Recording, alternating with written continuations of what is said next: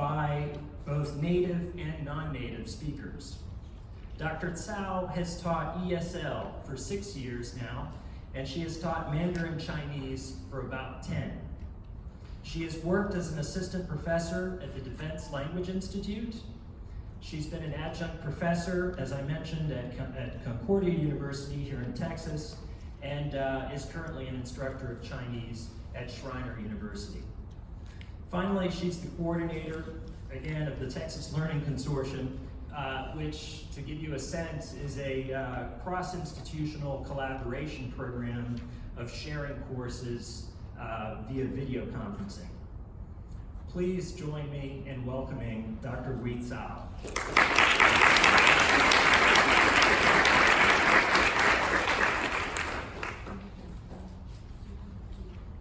Thank you for the introduction. Good evening, everyone. I'm very honored to be here and share this moment with you to celebrate your achievements in learning another language and culture. So I was asked to give a Chinese-themed talk. Where should I start? Well, being Chinese probably is a good start.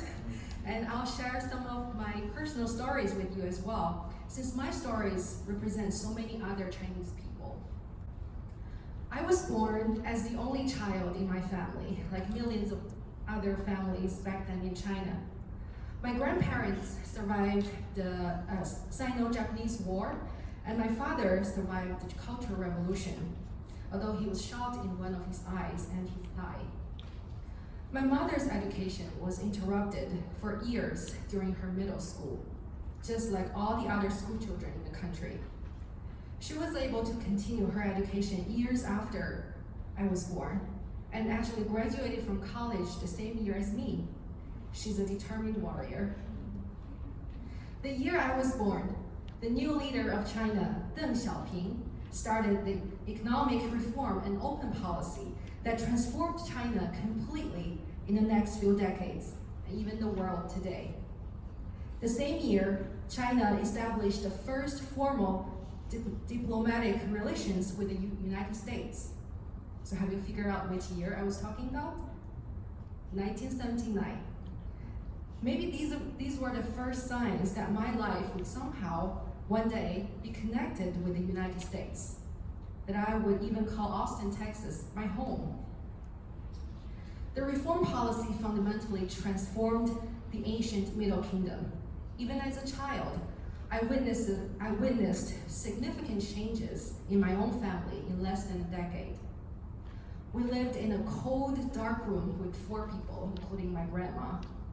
The room used to be a deserted storage room in the middle school where my father used to work, with rat holes in the wall.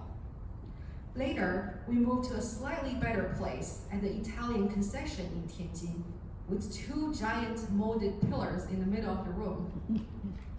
And when I was about 8 years old, we finally moved to a brand new apartment building of 2 bedrooms with even a bathroom and a kitchen.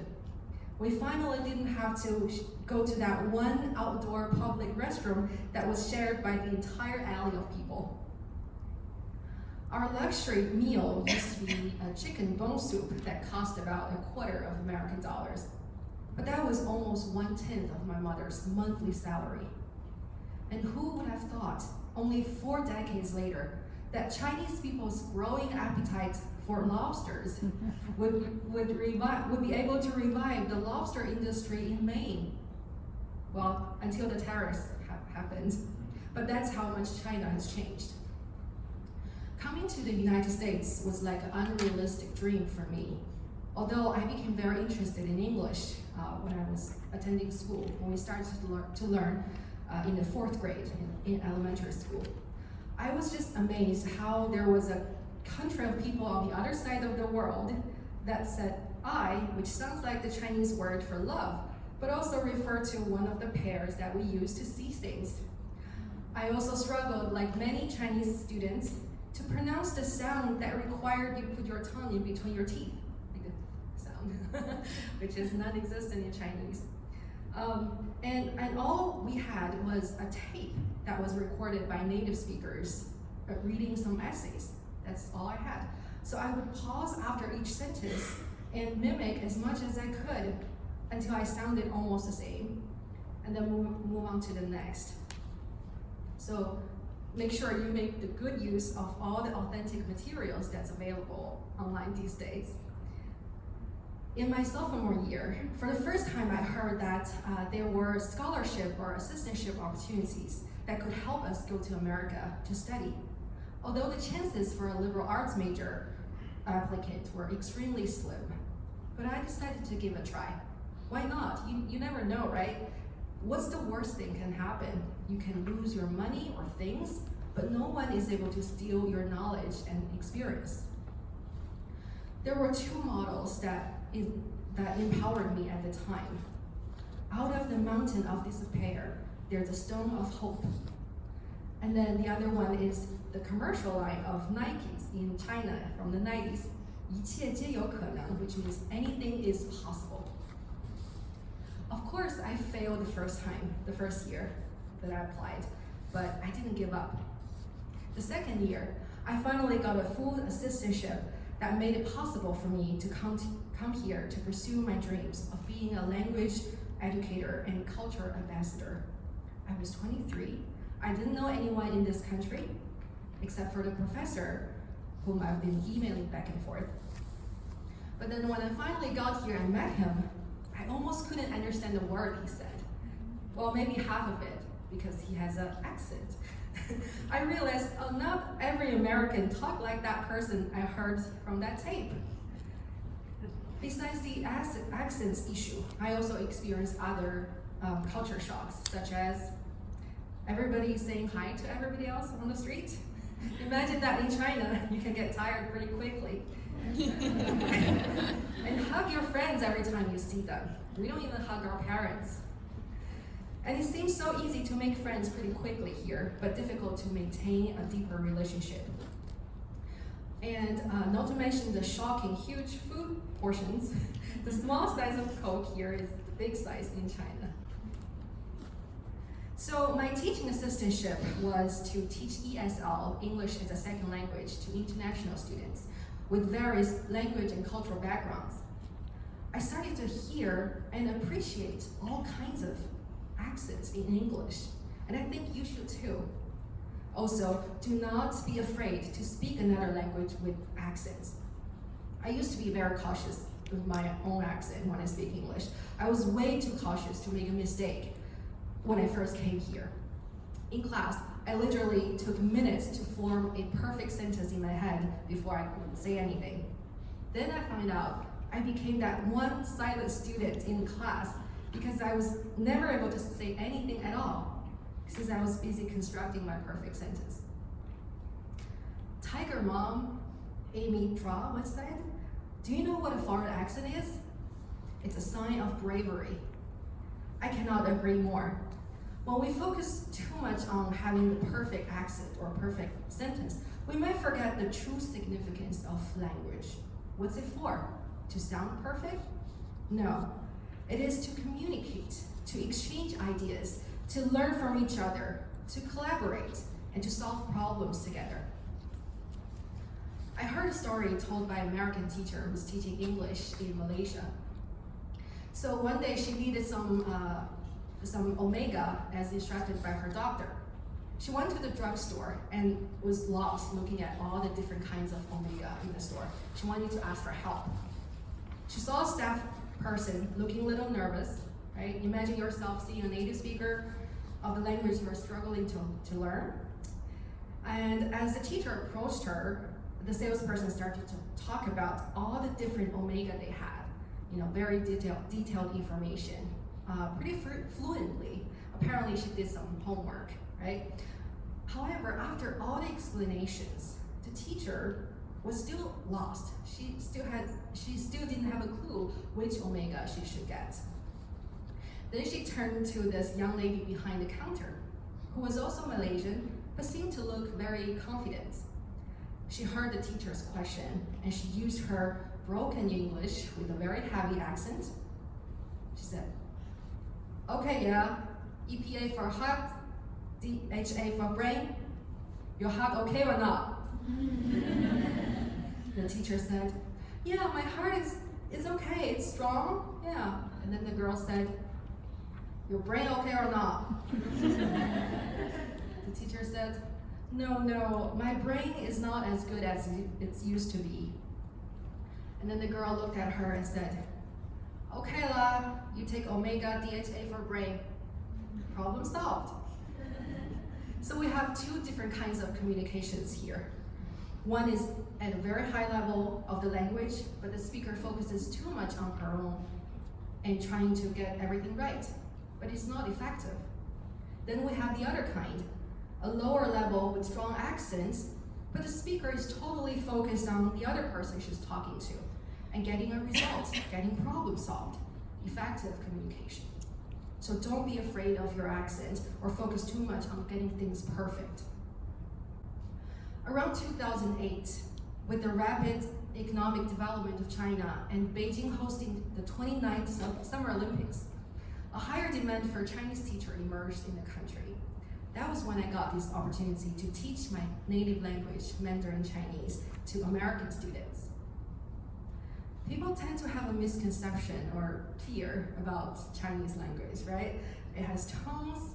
The meaning can change. If you mess up with tones, they don't use letters. I have to be good at drawing in order to write the characters. None of those are true. So I want to show you a picture real quick. So imagine yourself in a dentist's office, right? So I was gonna say the four tones of Chinese actually exist in English too. You just haven't realized it yet, right? So imagine yourself in a dentist's office and your dentist asks you to open your mouth widely. Say ah. There you go. That's the first tone of Chinese. It's a high level tone. And then he tells you that you have 3 cavities. You're quite surprised because you brush your teeth every day, you floss carefully. You just can't believe it. You're like, what? Say what? That's the second tone of Chinese. It's a rising tone, all right? And then the dentist tells you, oh, you need to do the fillings today. And you're so afraid of the pains. You're like, well. It's the low dip, third tone in Chinese. And then the dentist sees your concerns and says, oh, it doesn't hurt at all. You just need to pay $3,000 up front. You're like, no. That's the fourth tone. That's the falling tone of Chinese. There it is, right? So it's not too hard, right? Let's do it again. Ah. What? Well. No. There you go. Good job. And think about it, even if you mess up with the tones, we can still figure out the meaning from context. I always tell my students who are too stressed out about tones, how do you think Chinese people understand Chinese songs? Right? When you sing in Chinese, all the original tones are lost, but people can still hear the meaning most of the time, right? Not Beethoven songs, because you mumbles too much. So lots of the tones are understood through context. And also Chinese doesn't have verb conjugations, do you know that? So basically you can say, I go, you go, he go, she go, and they go. I is, you is, she is, they is, right? So it's really not that hard as you think. And also I want to take a look at the next, take a look at this character here. So the one that on the rightmost is the modern character Xue, what it looks like. But it actually makes sense. It's evolved from a picture where you see there's a little kid under the roof of a house and he's studying math. So like both sides on top of the character, you look at the ancient form, right? Those are 2 hands. And then the 2 axes in the middle are the things they're learning to count. Right? And so the whole character is xue, and which means to learn or to study. Right? So lots of the characters have a story in the background. The next one, and you can see once you master this character xue, which means learn, and then you can just add some other words to make more compound. For example, 大学, big learn, that means college. 中学, middle school or high school. 小学 smaller, that's elementary school. 学校 place for learning, that's school. And 学生, the last one, person who learns, that's students, right? So a lot of the language makes sense. Nelson Mandela said, if you talk to a man in a language he understands, that goes to his head. If you talk to him in his language, that goes to his heart. So being bilingual not only has benefit for our personal lives, but also for our business, national security, and diplomacy. Researchers are also discovering language learning, particularly among young children, improves learning outcomes in other disciplines as well. It also encourages the development of empathy and affects interpretive skills. In fact, bilingualism enhances overall cognitive ability among both younger and older learners, and may help delay the onset of Alzheimer's disease. Bilinguals also have a higher gray matter density than monolinguals in their brain. The more proficient you are in the second language, and the earlier you learn the language, the higher the gray matter density is. And we used to think that our brain was fully developed by the very early teenage years. But now research has suggested that the brain doesn't stop developing until mid-20s or even early 30s. In fact, more evidence suggests that actually brain development in various forms goes on throughout the lifespan. And if you're learning Mandarin Chinese, research has shown a significant increase in volume of brain activation in the left hemisphere and new areas recruited in the right hemisphere, only after 12 sessions of training. Initially, you might use your right hemisphere to process the Chinese first, since you might treat those tones as music, the same ways as you treat music. However, when your proficiency increases, the right hemisphere process starts to transfer to the left, and your brain processes the language more like a native speaker. I'm sure probably some of you have heard of this joke. What do you call people who speak 3 languages? Trilingual. What do you call people who speak 2 languages? Bilingual. What do you call people who speak only 1 language? American. According to the 2017 report of American Languages, Investing in Language Education for the 21st Century by the American Academy of Arts and Science, we are a proudly multicultural polyglot nation, home to more than 350 languages, yet we continuously ignore the opportunities to value, nurture, and sustain languages other than English. So I want you to be an advocate and a warrior, to tell more of your friends, your family, your colleagues about the benefits of learning a second language, learning a different language. And it's never too late to start. 17 years ago, I came to this country, knowing no one.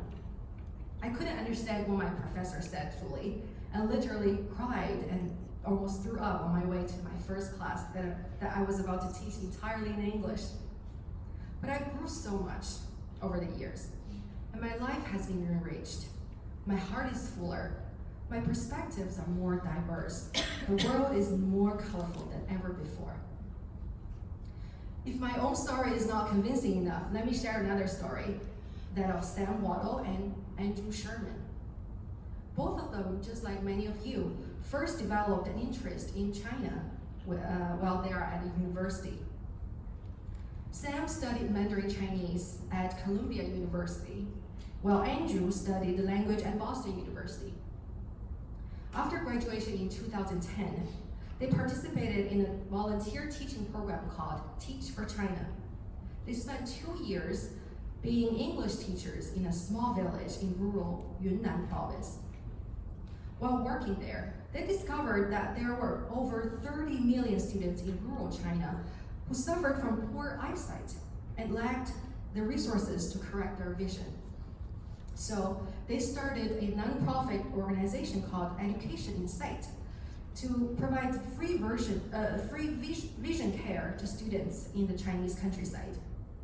They have partnered with over 300 schools administered over 170,000 eye examinations to students and have donated over 23,000 prescription glasses. They also founded Mencha Eyewear in 2016, which was initially conceived as a solution to solve the difficulties of finding fundings to help support eye care for their students in need.